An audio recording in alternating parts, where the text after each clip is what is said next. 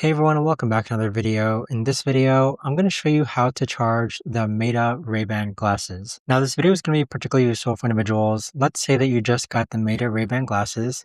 How do you actually go ahead and charge them? Now, this video is going to be short, sweet, and simple, guys. There's not going to be a lot of steps involved. Now, in order to do this, what you're first going to do is grab your glasses, and there's two ways you can charge it.